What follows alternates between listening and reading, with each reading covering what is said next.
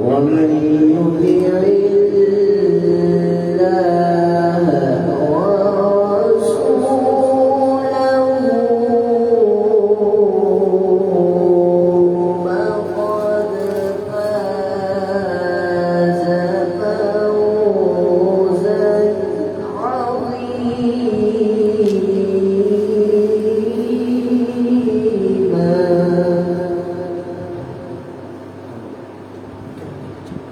فقد فاز فوزا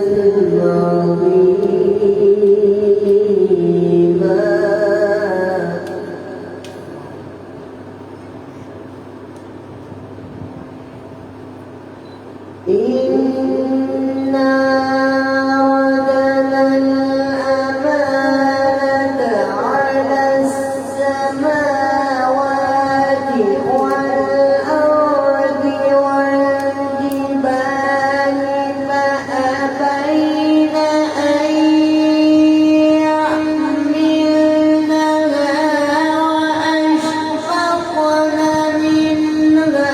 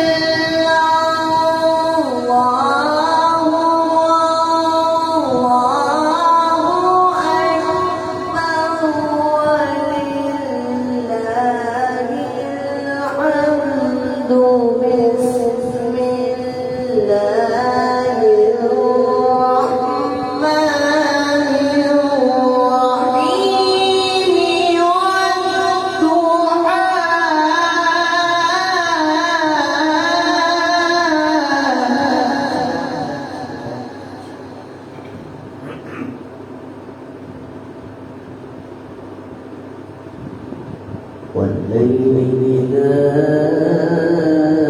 سجى ما ودعك ربك وما قلى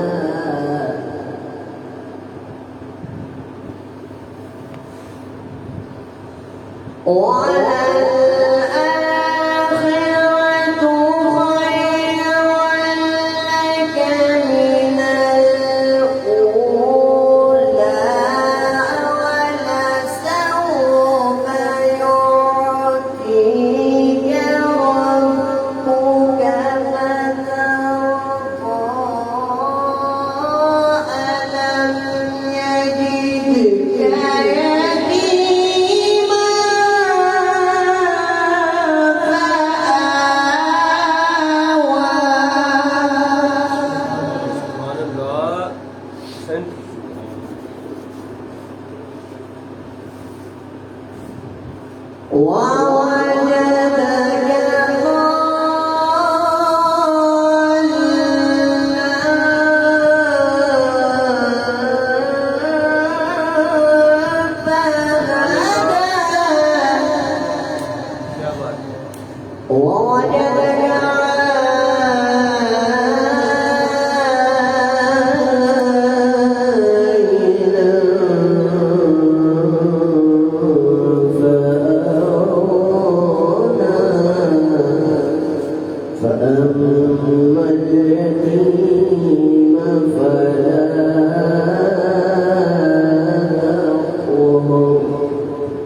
وأما السائل فلا تنهر وأما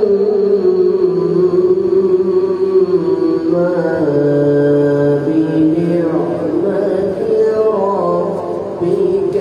فحدث صدق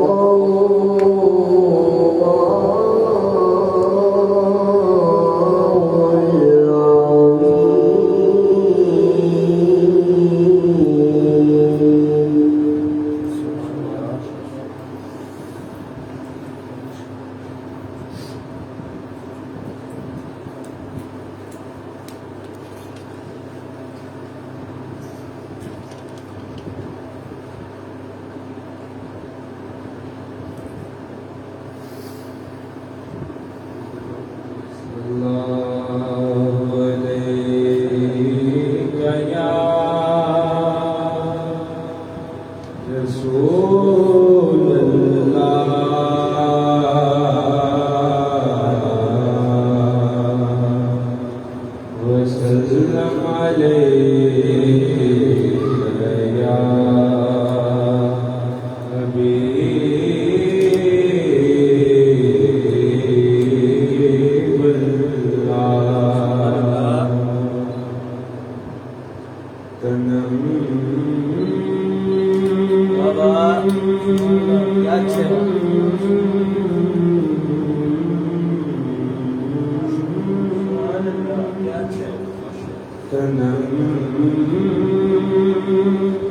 فرسودہ جاں پارا ہجران یا رسول اللہ فرسودہ جاں پارا ہجران یا رسول اللہ دلم پی مردہ وارا دلم پی مردہ وارا زیسیاں یا رسول اللہ دلم پی مردہ وارا زیسیاں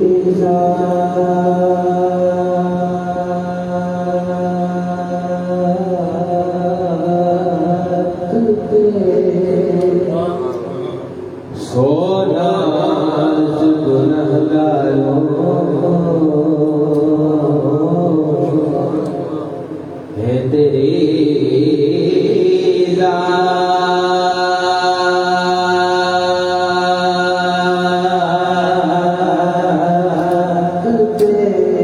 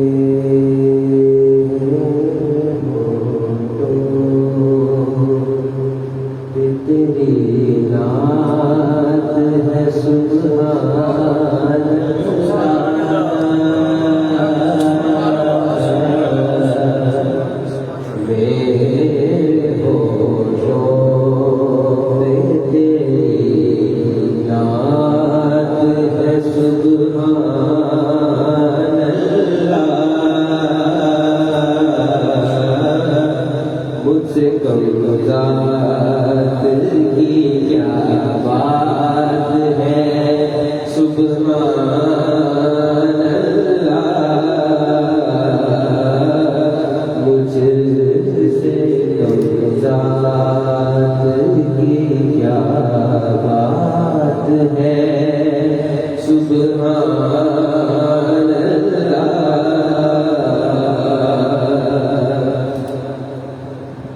نعت پڑھتے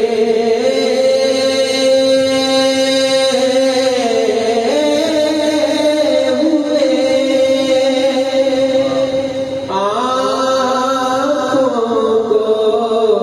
ذرا بند کرو،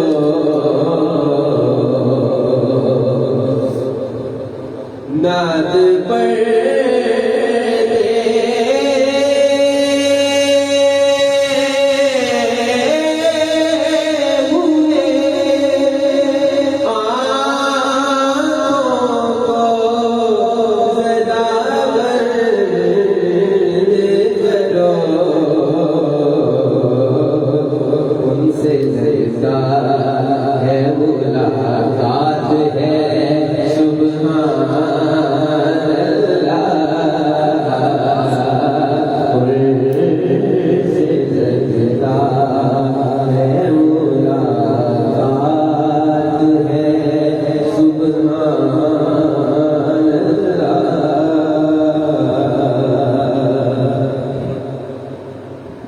میں نے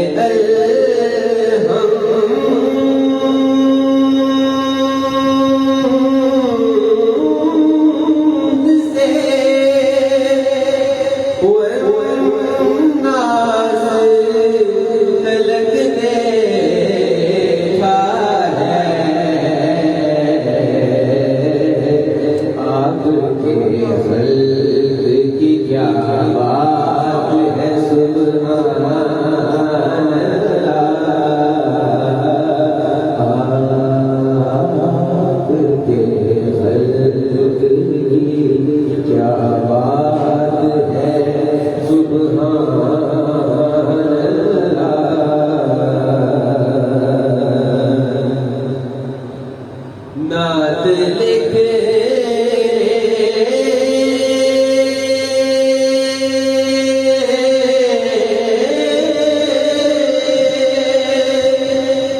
سبھی پڑھنے سبھی سننے والوں، تم پہ رحمت کی جو برسات ہے، سبحان اللہ، تم پہ رحمت کی جو برسات ہے، سبحان اللہ۔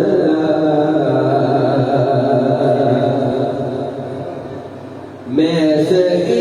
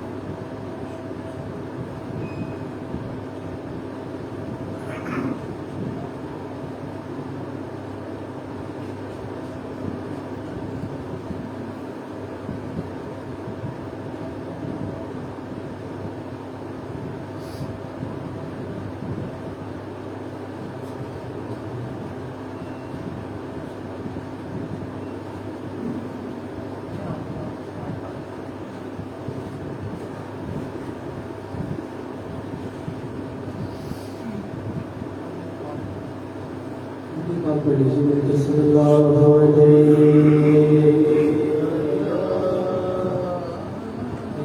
رسول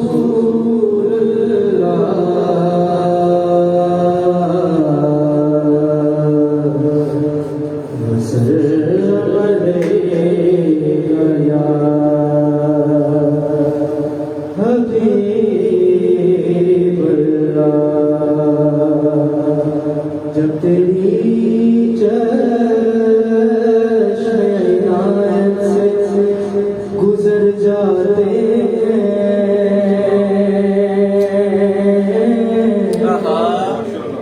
جب تیری چشم عنایت سے گزر جاتے چمنے گہر کے پھولوں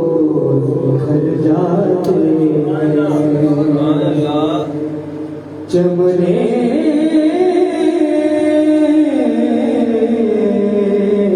گہر کے پھولوں نکھر جاتے اور تیرا دریائے کرم اب بھی رواں ہے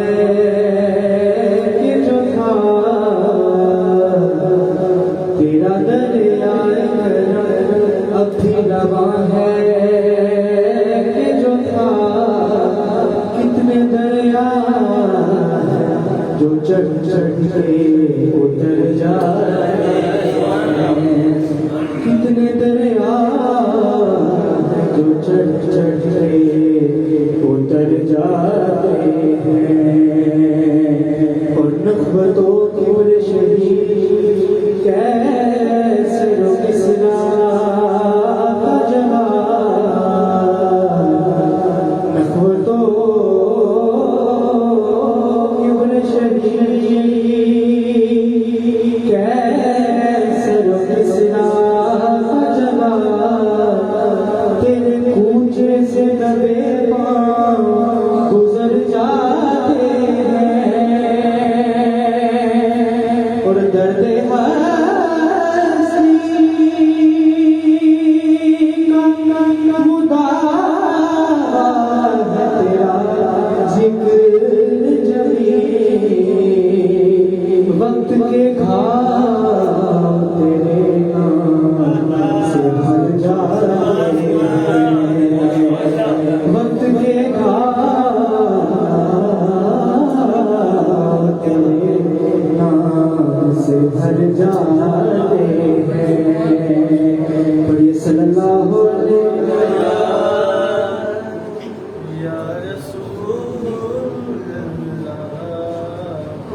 وسلم علیک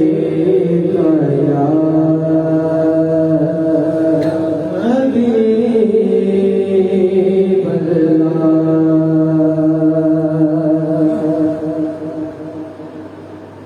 یہ وہ سچ ہے کہ جسے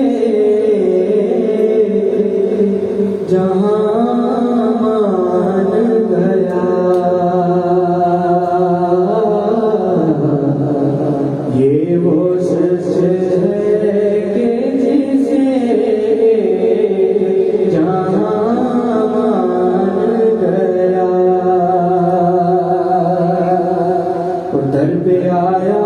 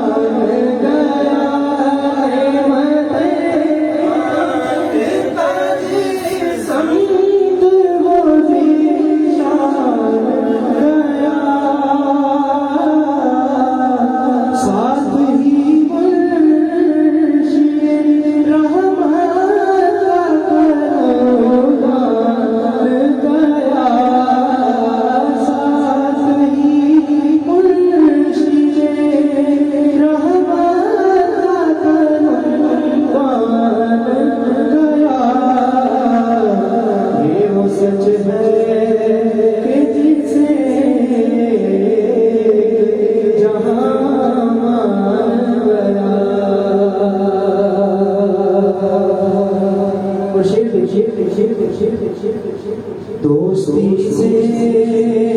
کوئی مطلب نہ مجھے ویسے دوستی سے کوئی مطلب نہ مجھے ویسے اور ان کے صدقے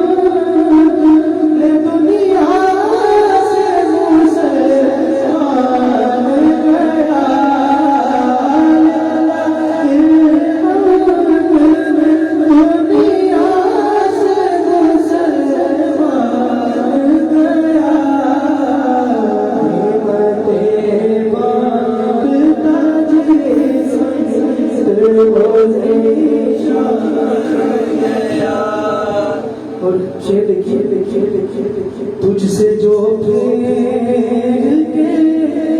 منہ جانبے قرآن گیا تجھ سے جو پھیر کے منہ جانبے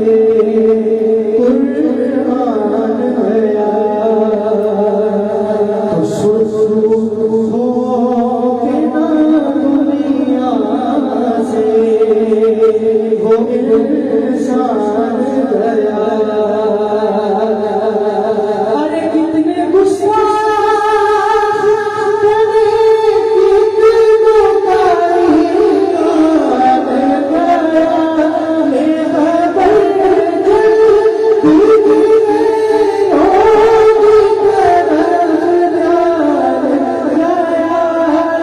خبر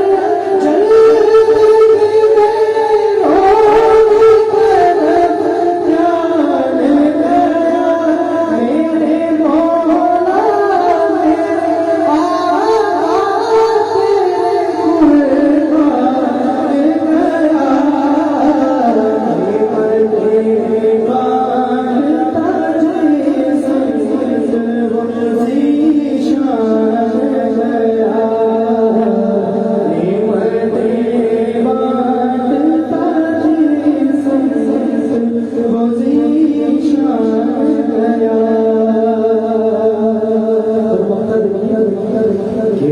مقصد پہ تمنا زینے پہنچے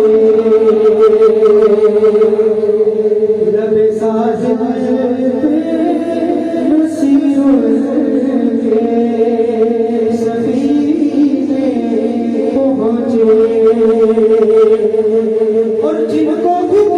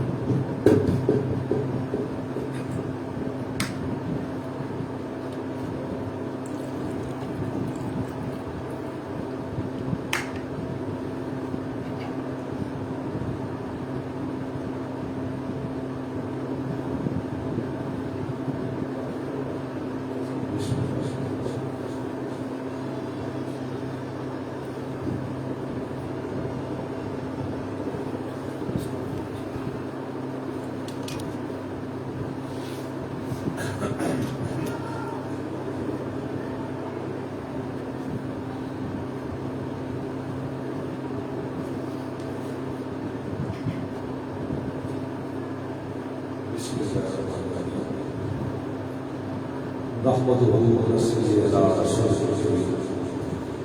اما بعد فاعوذ بالله من الشيطان الرجيم بسم الله الرحمن الرحيم. آج جو ہم گفتگو کرنے جا رہے ہیں وہ بہت ہی اہم ٹاپک ہے، عشق مصطفیٰ صلی اللہ علیہ وسلم اور درود پاک. دیکھیں کہ نبی پاک صلی اللہ علیہ وسلم پر جو درود سلام ہے اس کی بہت ہی اہمیت ہے. رسالت مآب صلی اللہ علیہ وسلم پر درود شریف پڑھنا، ان کے نعت پڑھنا بہت ہی ثواب ہے. اللہ تعالیٰ کی ذات اقدس خود نبی پاک صلی اللہ علیہ وسلم پر درود بھیج رہی ہے، اور روضہ اقدس صلی اللہ علیہ وسلم پر جو فرشتے ایک دفعہ حاضری دیتے ہیں قیامت تک ان کی باری نہیں آتی، وہ آتے ہیں اور درود و سلام پڑھنے کے بعد واپس اللہ تعالیٰ کے پاس چلے جاتے ہیں. نعت گوئی اور درود پاک صلی اللہ علیہ وسلم یہ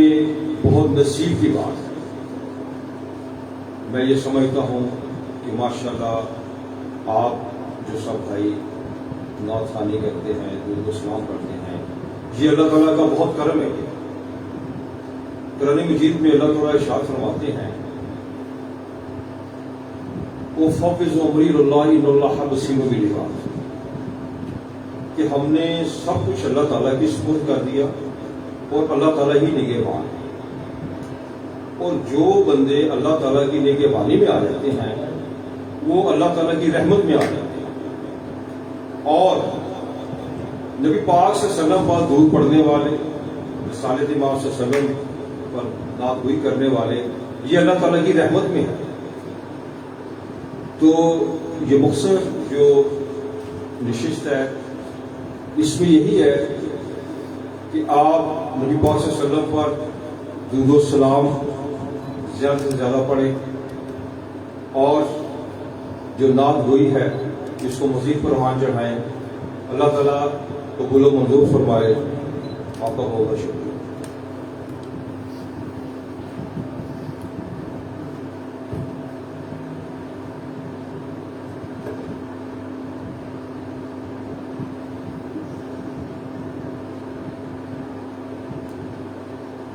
نحمده ونصلي على رسوله الكريم اما بعد فاعوذ بالله من الشيطان الرجيم بسم الله الرحمن الرحيم. سورہ نساء آیت نمبر 29 میں اللہ پاک فرماتا ہے کہ اے ایمان والو، باطل طریقے سے آپس میں ایک دوسرے کے مال نہ کھاؤ، البتہ یہ ہو کہ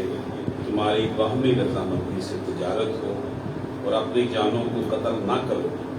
بے شک اللہ تم پر مہربان ہے.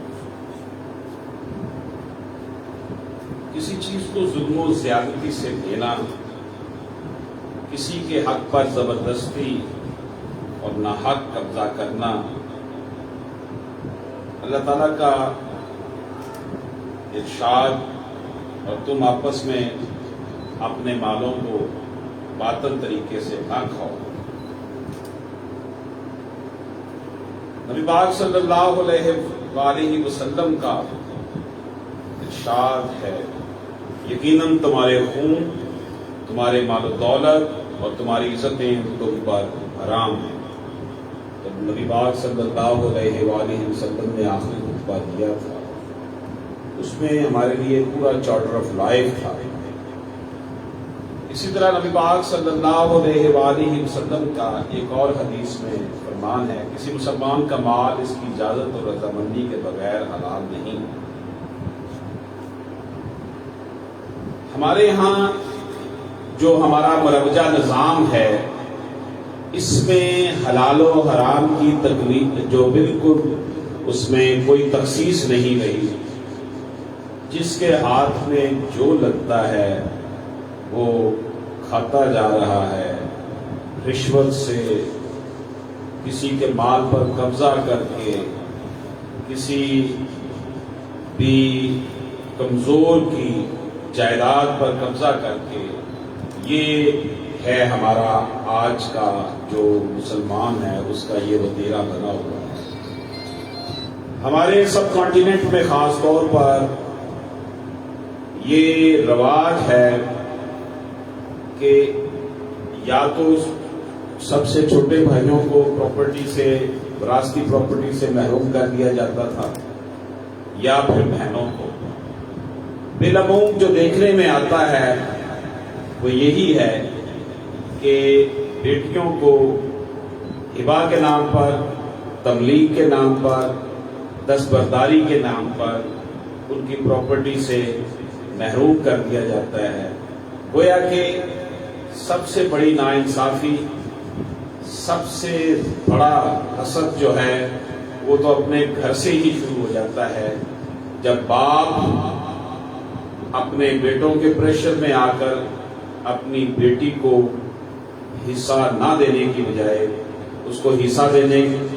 کی رغبت نہیں دلاتا، بلکہ وہ اپنے بیٹوں کو یا تو ہبہ کر دیتا ہے یا ان کے نام بے کر دیتا ہے، یعنی اس کے نام سیل ڈیڈ بنا دیتا ہے کہ میں نے اس کو فروخت کر دیا۔ حالانکہ ایسا نہیں ہوتا، کبھی کسی باپ نے بھی بیٹے کو زمین فروخت کی ہے۔ اور ہبہ میں بھی یہی دیکھنے میں آیا کہ ہبہ جو ہے وہ بیٹوں کو کیا جاتا ہے۔ بہت کم مثالیں ہماری زندگی میں ایسی آتی ہیں کہ بیٹیوں کو ہبہ کیا گیا ہو۔ گویا کہ یہ جو صورتحال ہے، اس میں یہ بات بالکل واضح ہو جاتی ہے کہ اسلام نے جو 1450 سال پہلے ایک پیغام دیا تھا، قرآن پاک نے جو ہمیں کوڈ آف لائف دیا تھا، اور اس کو گزارنے کے لیے زندگی کے تمام شعبوں میں اس کی جو امپلیمنٹیشن کرنے کے لیے جو ہمیں کہا گیا تھا، آج ہمیں اپنے معاشرے میں، جس کو ہم اسلامی جمہوریہ پاکستان کہتے ہیں اور ہمارا آئین یہ کہتا ہے کہ ہر وہ قانون جو قرآن و سنت کے خلاف ہو پاکستان میں قانون نہیں بن سکتا، نہیں رہ سکتا، لیکن عملاً اس کی صورتحال یہ ہے کہ بیٹیوں کو وراثتی جائیداد سے خاص طور پر جو ہے وہ محروم کیا جا رہا ہے۔ اور سورہ النساء کی جو آیت جس کا ترجمہ میں نے آپ کی خدمت میں پیش کیا، واضح طور پر یہ تو اللہ پاک کی حدود ہے، جو اللہ پاک کی حدود کو توڑتا ہے گویا کہ وہ ظلم کماتا ہے، اور ایسے شخص کی بالکل جو ہے وہ کسی صورت بھی جو ہے